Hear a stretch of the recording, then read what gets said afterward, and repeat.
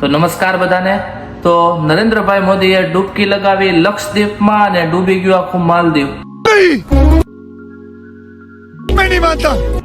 ચાલો કેવી રીતે અત્યારે ન્યૂઝ ચેનલમાં તમે ઘણીવાર આ ફોટા નરેન્દ્રભાઈ મોદીના દરિયા કિનારાના ફોટા જોયા હશે।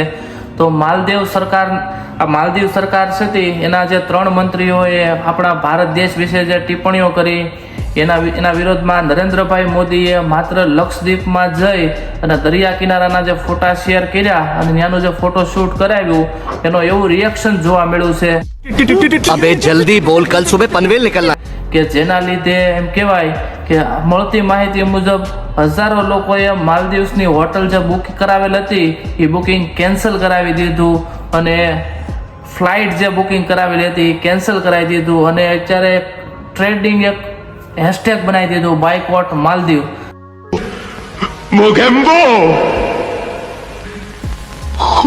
કે ઘણા સમયથી આપણે આ વસ્તુને ન્યૂઝમાં જોતા આવ્યા છો તમે બધાએ અને ઘણા લોકો આ વિશે સમજતા નહીં હોય કે આ વસ્તુ છે શું।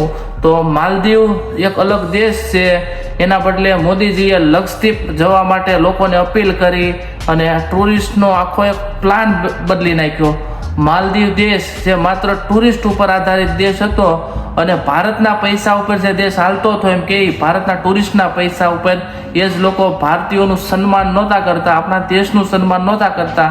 એના માટે મોદીજીએ લક્ષદ્વીપને ટ્રેન્ડિંગ બનાવ્યો અને અત્યારે લોકો લક્ષદ્વીપ તરફ વધુ આકર્ષણા છે। અને માત્ર નરેન્દ્રભાઈ મોદી જ નહીં પણ મોટા જે ક્રિકેટ સ્ટારો છે, મોટા બોલિવૂડના જે હીરો છે એમના લોકોએ પણ બાયકોટ માલદીવમાં મોદીજીનો સપોર્ટ કર્યો, એ પણ પૂરેપૂરો ખુલ્લેઆમ આવી અને સપોર્ટ કર્યો। તો આ વાત વિશે તમારું શું કહેવું છે કે જે નરેન્દ્રભાઈ મોદીએ જે કામ કર્યું એ ખરેખર કેટલું સરળ ને કેટલું સારું હતું? તો નીચે કોમેન્ટમાં જરૂરથી કરજો। આવી નવી માહિતી લઈને હું તમારી વચ્ચે આવતો રહીશ। જય શ્રી રામ।